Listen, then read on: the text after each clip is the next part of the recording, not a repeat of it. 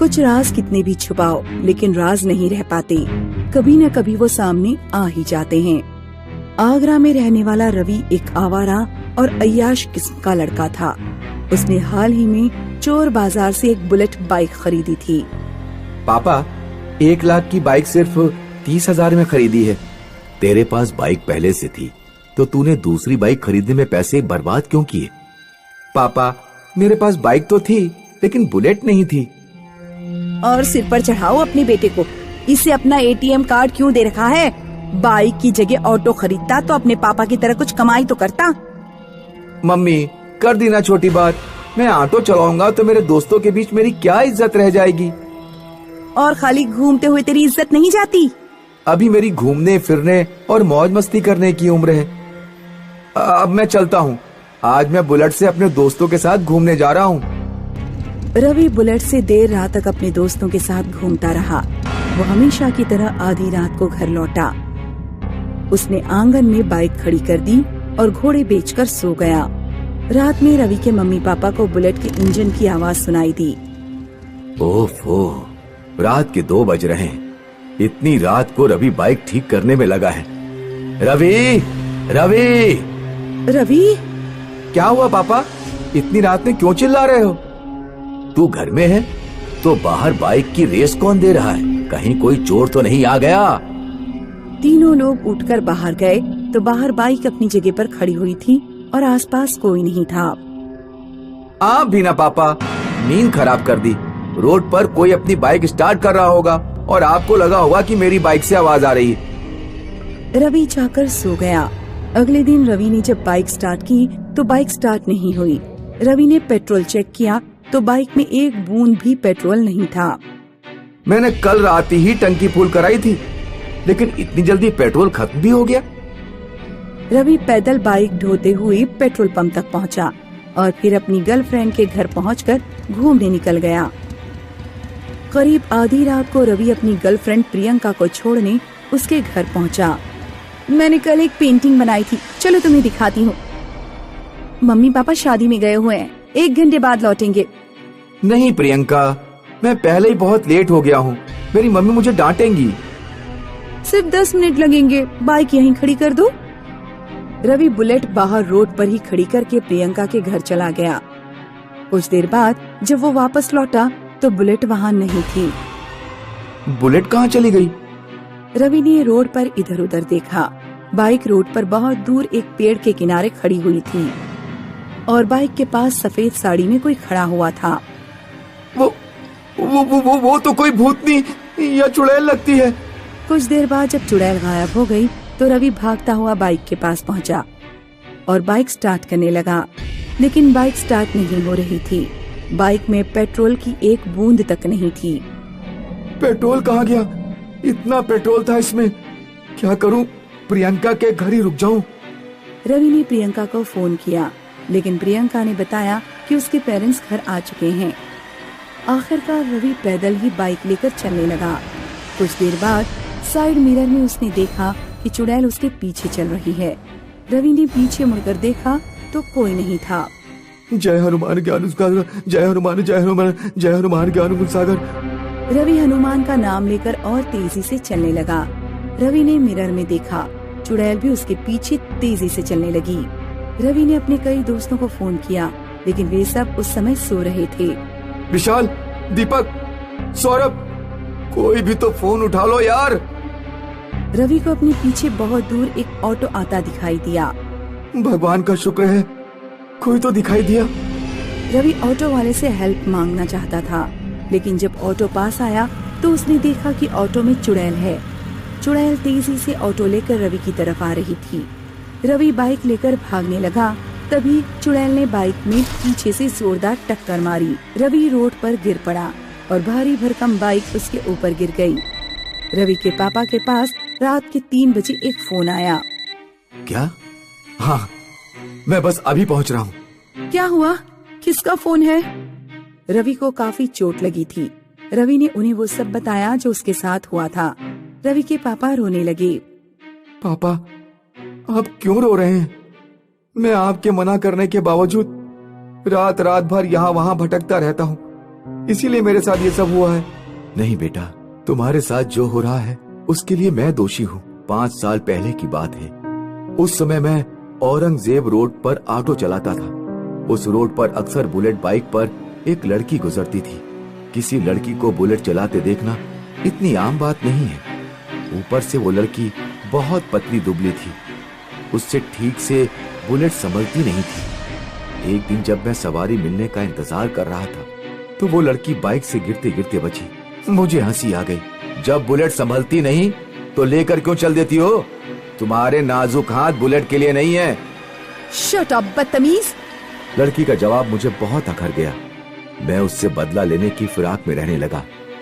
एक दिन भरी दोपहरी में मैंने उसे पैदल बाइक ले जाते देखा। शायद उसकी बाइक का पेट्रोल खत्म हो गया था।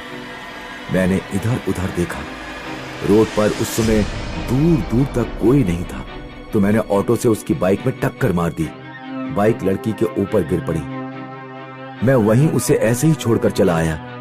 मुझे लगा वो खुद उठ जाएगी या कोई उसे उठा देगा, लेकिन बाइक का हैंडल उसकी गर्दन में घुस गया। उसे शायद सांस नहीं आ पाई और वो लड़की मर गई।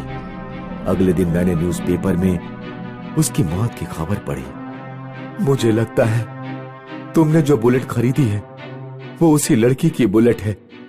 मैं उस लड़की की मौत का जिम्मेदार हूं बेटा। मुझे डर है उसकी आत्मा इतनी आसानी से हमारा पीछा नहीं छोड़ेगी। वो वापस आएगी। चंदन को बहुत प्रयासों के बाद उत्तर पूर्व भारत के राज्य मेघालय में नौकरी मिली थी। चंदन और उसकी पत्नी मेघालय जाने की तैयारी कर रहे थे। चंदन बेटा, घर से इतनी दूर मत जाओ, कोई और नौकरी मिल जाएगी। नहीं माँ, सरकारी नौकरी इतनी आसानी से कहाँ मिलती है। मैं ये नौकरी हाथ से नहीं जाने दे सकता। चंदन अपनी पत्नी के साथ मेघालय आ जाता है। उसकी ड्यूटी एक गांव के रेलवे स्टेशन पर थी। गिरजा, आज शाम को खीर बना लेना। मेरा कुछ मीठा खाने को बहुत मन कर रहा है। चंदन जब ड्यूटी पर चला गया तो गिरजा खीर बनाने के लिए दूध लेने निकली। उसने कई दुकानों पर पूछा लेकिन उसे दूध नहीं मिला। सुनिए भैया, क्या यहाँ कोई डेयरी है? नहीं बहन जी, इस गांव में कोई डेयरी नहीं है। गिरजा अपने पड़ोस वाले घर में गई। बहन जी, हम नए नए इस गांव में आए हैं, क्या आप हमें थोड़ा सा दूध देंगी? नहीं, इस गांव में कोई भी दूध का इस्तेमाल नहीं करता। क्यों? क्या इस गांव के लोग किसी विशेष धर्म या संप्रदाय को मानते हैं जिसमें दूध पीना वर्जित है? नहीं, ऐसी बात नहीं है। गांव में जब भी कोई दूध का इस्तेमाल करता है तो यहाँ एक चुड़ैल आती है जो गांव के लोगों का सिर काट कर ले जाती है। इसलिए भूल कर भी दूध की बात मत करना। मेरा नाम शीला है। दूध के अलावा किसी चीज की जरूरत पड़े तो बता देना। चंदन जब ड्यूटी से वापस लौटा तो उसने गिरजा से पूछा, तुमने खीर क्यों नहीं बनाई? गिरजा चंदन को सारी बात बताती है। इस गांव के लोग लगता है पागल हैं। मैं कल ही गांव के बाहर से दूध लेकर आऊंगा। अगले दिन चंदन गांव के बाहर से दूध खरीद कर ले आता है। लो, खीर बनाओ। उस रात चंदन और गिरजा अपने कमरे में सो रहे थे। तभी गिरजा के माथे पर एक दूध की बूंद गिरती है। गिरजा की आंख खुली तो उसने देखा कि पंखे पर एक चुड़ैल लटकी हुई है और उसके बालों से दूध टपक रहा है। चंदन हड़बड़ाकर उठ जाता है। क्या हुआ? चंदन जब तक उठा तब तक चुड़ैल गायब हो चुकी थी। मैंने पंखे पर अभी एक चुड़ैल देखी, उसके बालों से दूध टपक रहा था। ये देखिए, मेरे माथे पर दूध की कुछ बूंदें भी हैं। हाँ, आप बेकार ही दूध लेकर आए, कहीं हम किसी मुसीबत में ना पड़ जाएं। क्या बेकार की बातें कर रही हो? तुम्हें कोई डरावना सपना आया होगा। नहीं, सपना नहीं आया। सपने में क्या असलियत की दूध की बूंदें मेरे ऊपर गिर जाएंगी। उधर पड़ोसी शीला का पति आनंद देर रात ड्यूटी से लौट रहा था। वो शराब पिया हुआ था। अभी जिंदा हूँ तो जी लेने दो, भरी बरसात में पी लेने दो। बड़ी तेज सुसु लग रही है। आनंद एक पेड़ के नीचे खड़ा होकर सुसु करने लगा। उसका फोन बजता है। हाँ डार्लिंग, बस पहुँचने ही वाला हूँ। आनंद के सिर पर दूध की धार गिरती है। आनंद ने जब ऊपर देखा तो पेड़ पर एक भूतनी बैठी हुई थी जो अपने मुंह से दूध उगल रही थी। क्या हुआ? हेलो हेलो, सुनिए जी, क्या आप मेरी आवाज सुन पा रहे हैं? हेलो, क्या हुआ? सुबह को जब चंदन ऑफिस जा रहा था, उसने देखा कि रास्ते पर एक पेड़ के पास बहुत भीड़ लगी हुई है। शीला अपने पति के धड़ के पास बैठकर रो रही थी। उसके पति का सिर गायब था। चुड़ैल मेरे पति का सिर ले गई, अब मैं क्या करूं? मेरा परिवार भूखा मरेगा। गांव में जरूर किसी ने दूध का इस्तेमाल किया है। चंदन तेजी से आगे बढ़ जाता है। चंदन मन में सोचता है कि कहीं गांव में ये घटना उसके दूध का इस्तेमाल करने से ना हुई हो। नहीं, ऐसा नहीं हो सकता। चंदन को उस दिन दफ्तर में अपनी पत्नी की चिंता होती रही। शाम के वक्त गिरजा किचन में पिछली रात की बची खीर गर्म कर रही थी। तभी किसी ने डोरबेल बजाई। Newspaper bill madam. अभी आती हूँ। गिरजा जब थोड़ी देर बाद वापस किचन में लौटी तो उसने देखा कि भूतनी भगोने में गरम गरम खीर लिए हुए खड़ी है। भूतनी गरम गरम खीर गिरजा के मुंह पर फेंक देती है। गिरजा का पूरा चेहरा जल जाता है। ये देखो गांव वालों, खीर। इन्हीं लोगों की वजह से गांव में चुड़ैल आई है। मेरे मना करने के बावजूद इन्होंने दूध का इस्तेमाल किया। ये भीड़ क्यों लगा रखी है? इन सब के लिए तुम और तुम्हारी पत्नी जिम्मेदार है। मान लो हम लोग दूध का इस्तेमाल ना भी करें तो ऐसे कब तक तुम लोग बिना दूध के रह लोगे? हमें कोशिश करनी चाहिए कि हम उस चुड़ैल को खत्म कर सकें।